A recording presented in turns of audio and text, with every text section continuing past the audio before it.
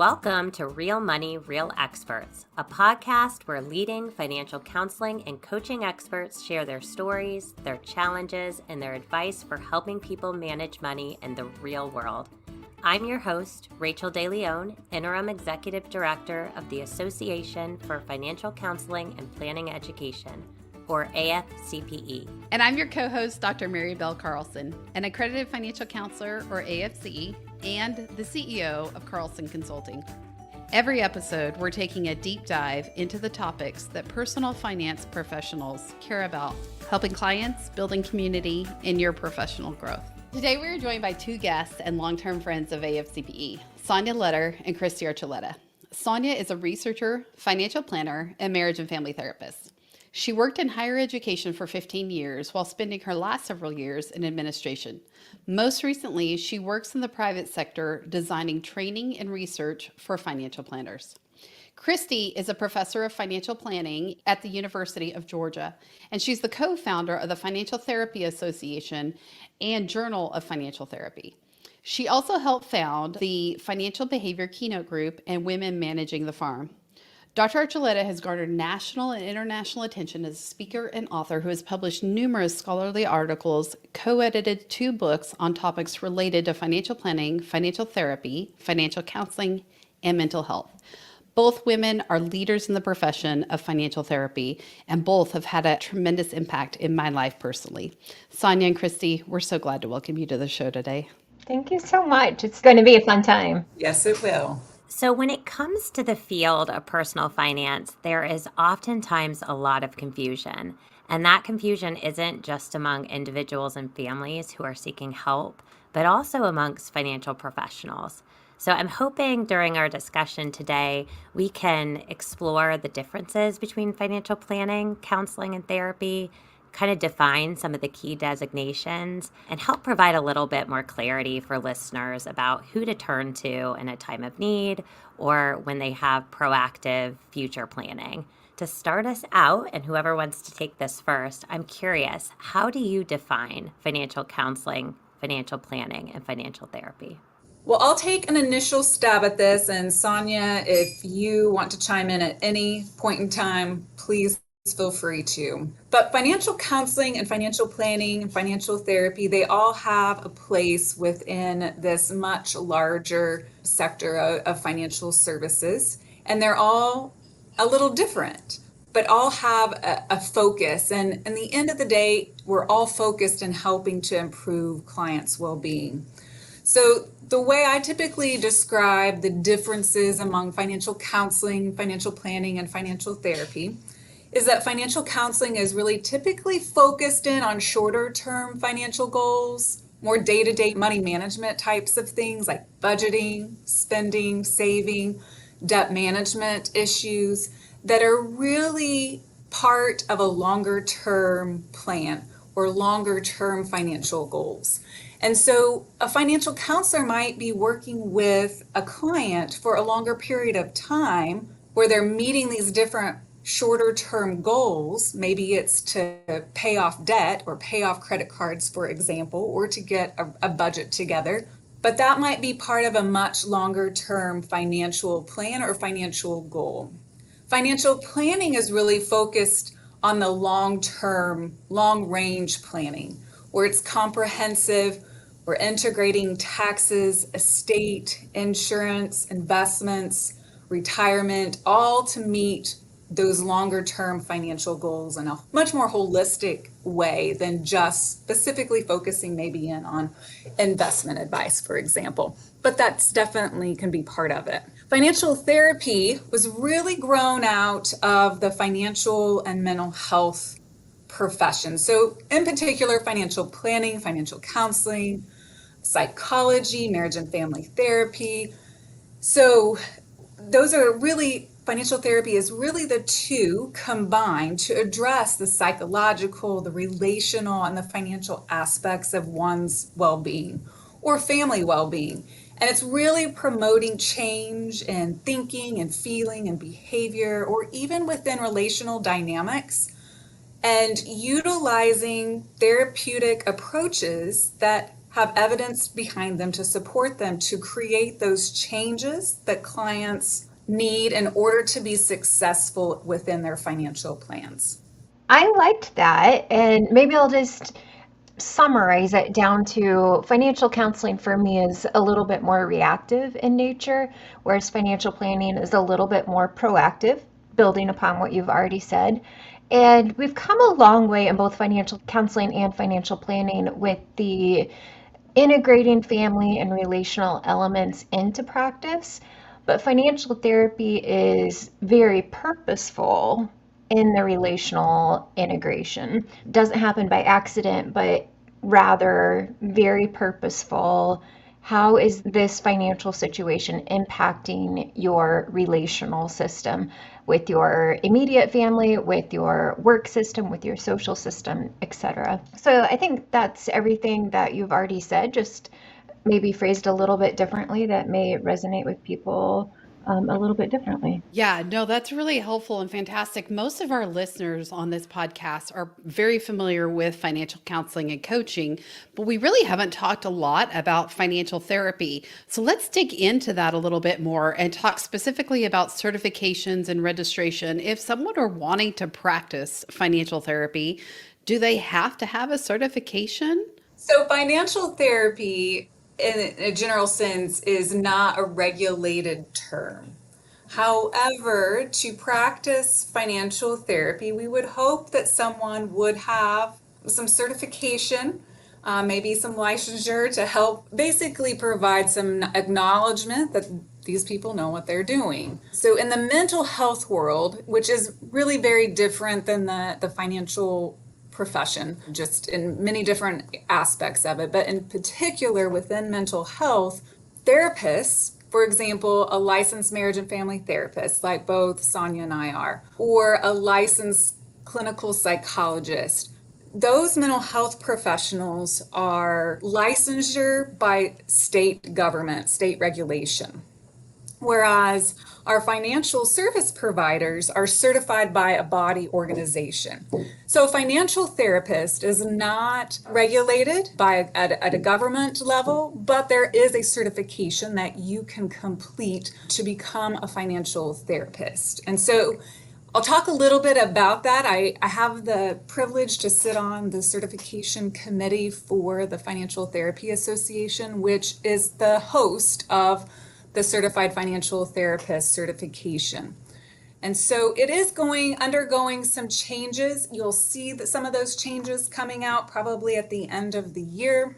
And there is a very recent update that was done by Dr. Megan Lurtz, who is our immediate past president of the Financial Therapy Association. She also heads up our certification committee, talking about these updates as someone wants to go and watch that. She did a webinar a few weeks ago on the updates. And so that's on the website, the financialtherapyassociation.org website. But within the certification, currently we have 3 levels. It's the Certified Financial Therapist Level 1, which is the active certification that you can get and you can complete. This is really an educational certification. It doesn't give you a free pass to go practice financial therapy as defined by the Financial Therapy Association. It says that you have knowledge and you have competency in understanding these different elements and aspects of what financial therapy is. You have the ability to recognize what is going on within clients and families. And then level 2 is proposed as a practice certification where someone will be certified to actually practice in financial therapy. And so previously, we have looked at financial therapy as coming from primary disciplines of financial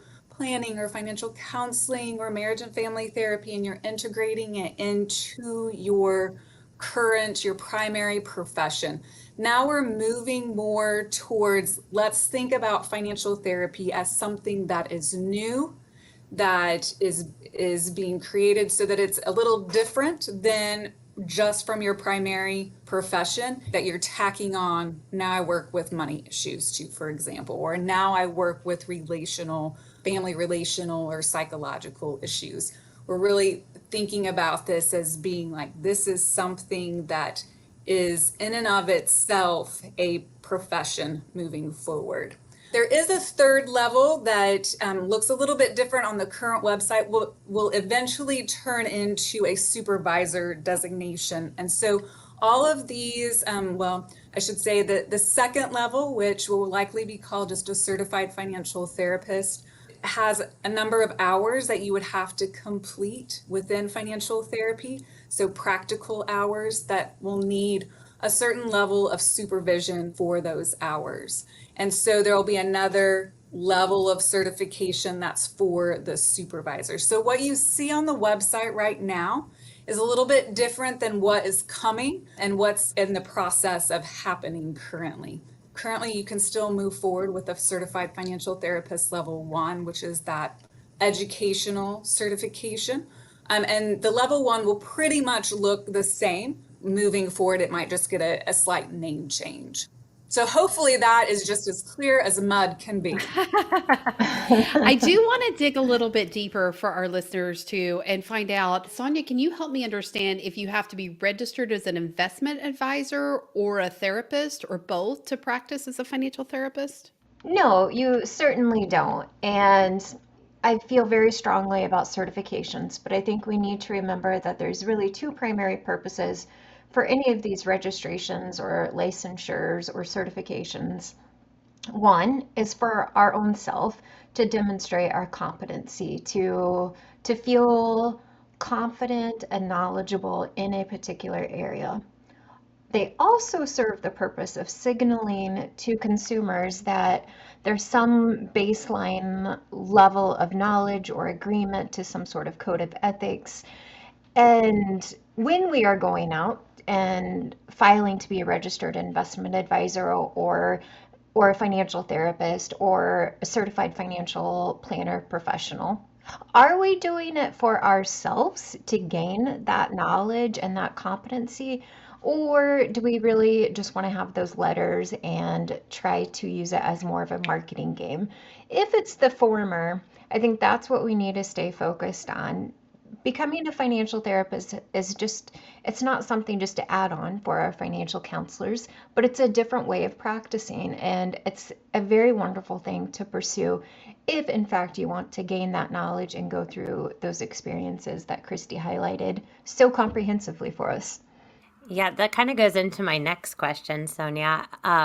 In terms, Kristy mentioned a lot of people have maybe come into financial therapy from a financial counseling background or a financial planning background or through education within personal financial planning.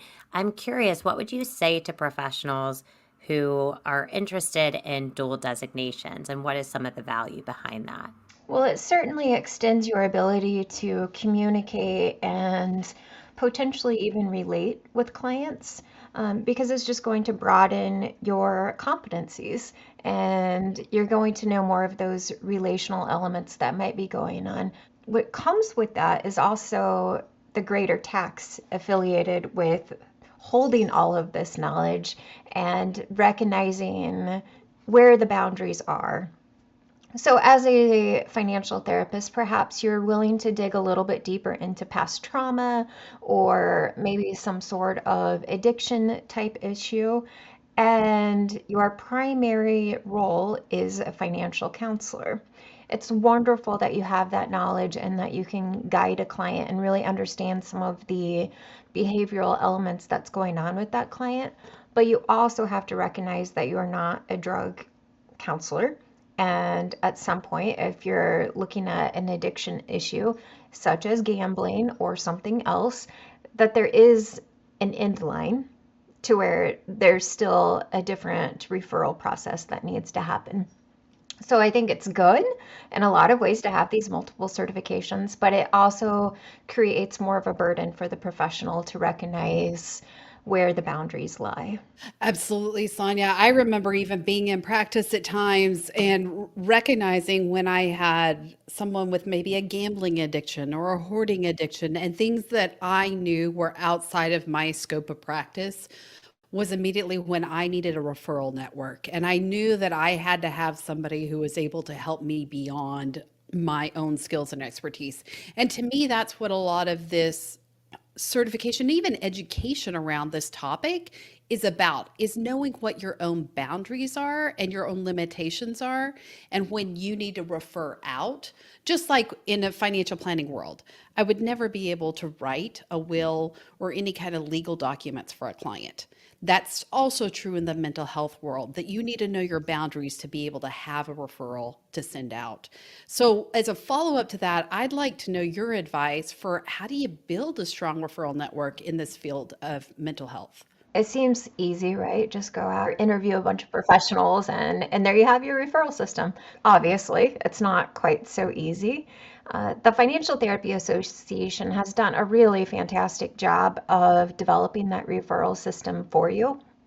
If you go to their website, they have, I believe it's still called the FTA Network, and you can go and you can search for people who have more of a background in mental health.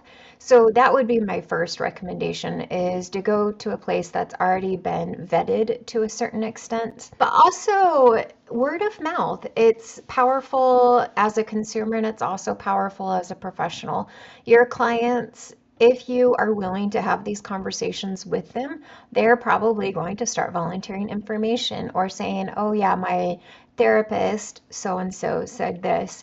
And you don't need to mention that your client Susie told you about this therapist and Michael should go see Susie's therapist too, but you make this mental note of, okay, some of my clients have had good experience with this mental health professional, and doing a little bit more background work on that therapist yourself outside of the client session, I think is another really good way of just starting to learn from people you trust and that are working with the exact same population. I love that. And it reminds me when you mention if you're a financial planner or financial counselor to check out trusted resources like the Financial Therapy Association. And I think, what a good reminder, whether you're someone who's just starting out in the field, organizations like Financial Planning Association or XYPN, it's a really great network for finding financial planners, or AFCPE, to find financial counselors. And how do we connect newer financial professionals with those networks to start building those relationships and to begin understanding that they're not competitive communities, they're really supportive communities to help meet your client where they're at. Absolutely. I think that's really key, thinking of it not as competition, but these are our colleagues. Yeah, and it can seem really overwhelming to start building that network. But interestingly enough, mental health professionals are oftentimes they're very intimidated by financial services as well, financial professionals, and don't understand really how they can work together. I even had a professor at one point in time say, I don't understand how these two connect.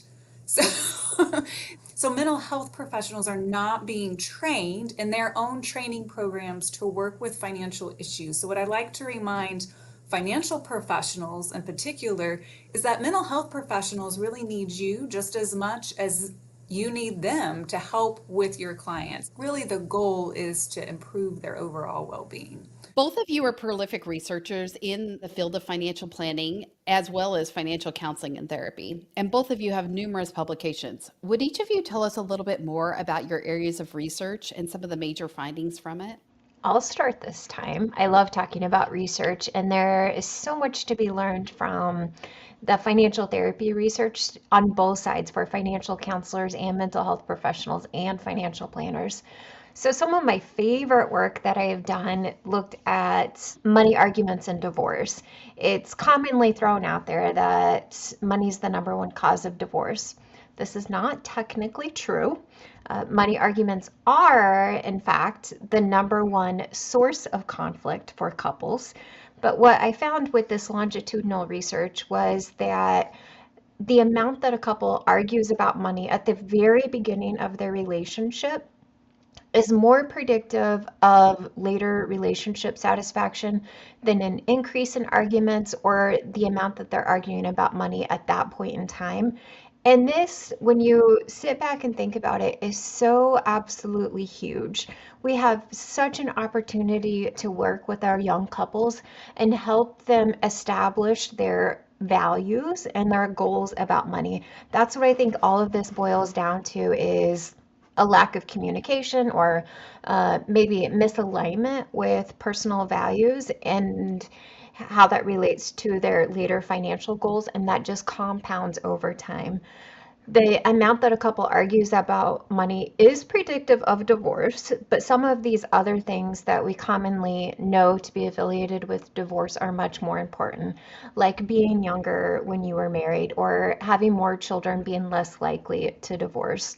Money is important in relationship satisfaction and in predicting divorce, but more so in relationship satisfaction.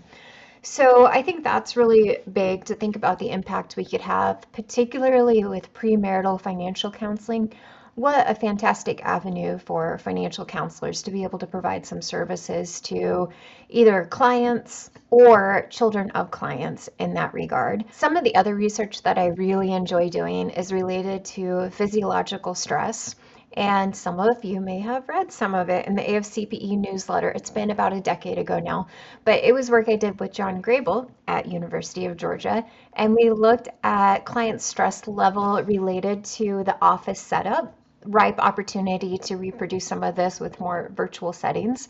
But what John and I found was that clients prefer a more comfortable setting. They want to feel like they are in a living room versus sitting across from you at a more conference formal table. And I think that my hypothesis, I have not tested this, but my hypothesis is client stress has even further decreased when they're able to sit in their actual living room versus a room that's meant to be like a living room at the financial planner's office. It gives them control and helps reduce their stress. And this is so important because when you are under stress, you are making decisions based off of right now. What is your emotion telling you to do? You're basing it off of past habits, and it's very myopically focused. So, to be able to work towards any long term financial goal, we need to really have that stress level down and to be able to process information and think about the consequences of those decisions, the long term consequences of those decisions. Where would someone find your research? It's all over the place, really. Google Scholar is really my favorite thing because then you can get to publications in multiple outlets. So if you go to Google Scholar, you can just type in my name or Kristy's name, and you will find us there. Yeah, I really enjoy listening to Sonya talk about her research because it's very fascinating to me as well. And fortunately, I've been able to work with her over the years on some different projects and just watch her do some of that research.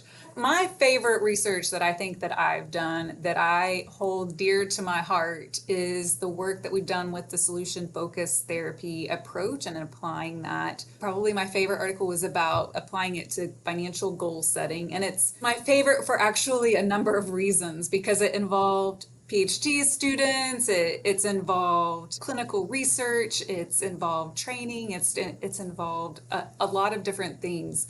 And really what we are aspiring for financial therapists to be actually able to do at some point. And so solution focused therapy is an approach that is from mental health. It grew out actually out of an addictions facility in Milwaukee. And it was developed very pragmatically to utilize with clients who were struggling with drugs and alcohol addiction for the most part. It was developed pragmatically because the researchers were watching what was actually working when they worked with people.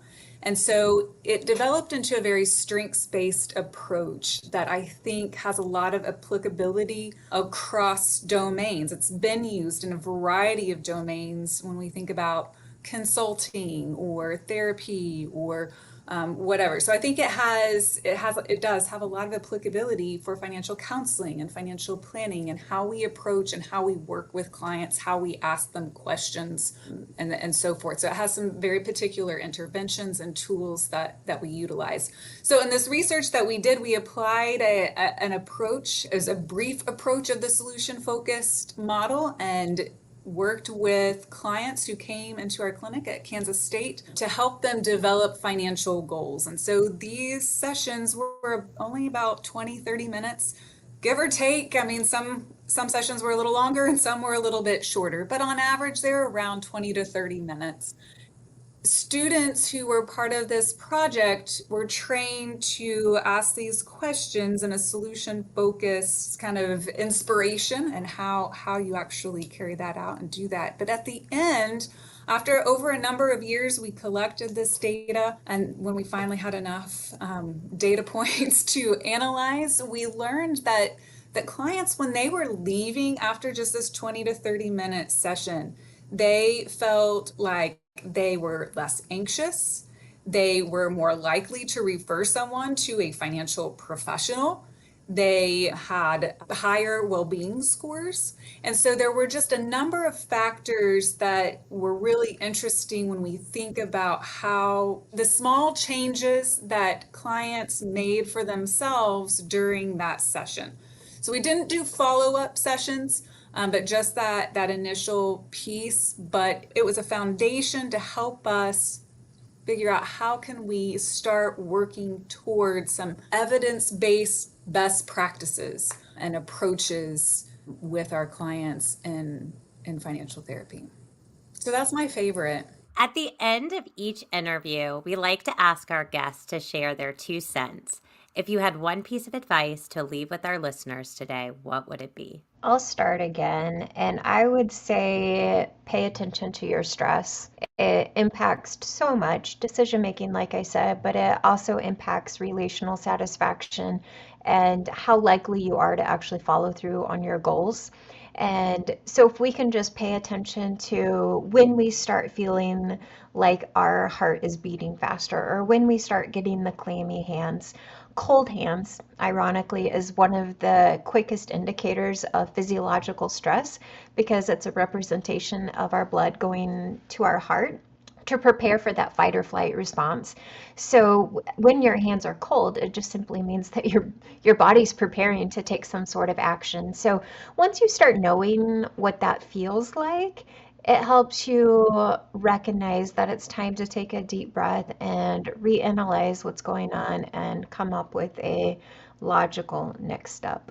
I'm just going to kind of piggyback off of what Sonya just said, because I think taking those small steps can really lead to impactful and significant changes in one's life. And so when you can take very small, manageable steps to get to where you want to be, then you can recognize, I do have the strength to be able to do these things. I do have a commitment to do this. I am motivated to do this. I'm motivated to do more or keep doing those things that I need to keep doing. So we can't underestimate the power of making small steps towards what may seem like really large goals, because those small steps really matter. That's great. I really appreciate the passion that actually both of you bring to the table. I told Rachel a little bit earlier that you both love your research and it reverberates in your voices and how excited you get about it. And we appreciate you sharing that passion with us. Thank you for joining us on the show. And please tell our listeners where they can connect with you. Sure. You can find me on LinkedIn, or you can find me at the University of Georgia. I think if you just Google, you can find my email, but certainly on LinkedIn. I do have a Twitter account, not super active on Twitter, but I'll throw that out there as well. Same. LinkedIn is the best place. Sonya Lutter, Lutter. Thank you, Sonya. Thank you, Kristy. We appreciate your time. Awesome. Thanks, everybody. Rachel, it was really great to talk to Kristy and Sonya again. They actually were both of my major professors as I wrote my dissertation, and I worked under them while I was getting my PhD. So it's fun to go back and hear some of their stories and where they've gone in the last 10, 15 years. I remember being at the very first Financial Therapy Association conference, and they are both leaders in this field. And I love how they are able to define clearly the differences between financial planning, financial therapy, financial counseling, because it does get so convoluted even for us as practitioners. And so it's very helpful to know really what that means as a practitioner. And it also is really good to know what your boundaries are, what your limitations are, and when you need to refer out. And I think the more clarity we get around these different areas of practice, the better we can become regardless of what we're doing, right? So whether you're a financial coach or whether you're a financial counselor or a financial therapist, the more you know about these other professions, the better you can become in your own, because then you'll also have the resources and education and knowledge to be able to refer out and help others get the help that they need. And so I appreciate the fact that they come to us with these distinctions and very clear guidance of what you need to be certified or registered to practice. The other part that I just love and I smile at is listening to their research. They love it. They have been such big influences in the entire field of financial counseling and coaching, and continue to be so with the research that they publish. So anyone that does not know their research or background, I highly encourage you to look more into it and find out more about how that can guide your own practice and help you with your own clients. Yeah, Mary, this one was especially a treat for me today. We get questions all the time, whether it's from the media, whether we hear it from clients, and even amongst professionals in different, capacities at conferences. There is so much confusion in the field across financial counseling, financial planning, and financial therapy. And this idea of, where does one begin? Where does one end? How do they intersect? And this feeling that there's this scarcity idea, that there's not enough space for everyone. And the truth is, the more that these professionals work together, the better our clients are served. And I think Kristy and Sonya did such a nice job of defining the nuances between them and really offering some different ways and opportunities to start building that referral network. And I love Sonya's, well, both of them, honestly, their zest for lifelong learning.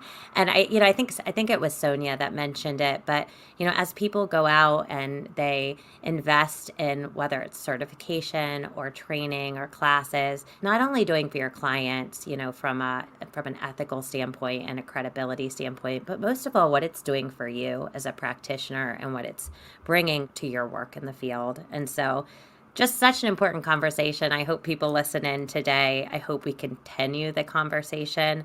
A great place to do that is at the AFCPE Symposium this November. So for all that are planning to make the trip to Orlando, Florida, these are the types of conversations and the types of network and people that you meet, but we'll also have a virtual opportunity as well. So we hope you'll consider joining us this November. If not, just check in with the AFCPE community, listen to our podcast, engage with us on our connected community. We love hearing from you. If you have ideas for show episodes in the future, reach out to us, continue the conversation. We'll see you next time.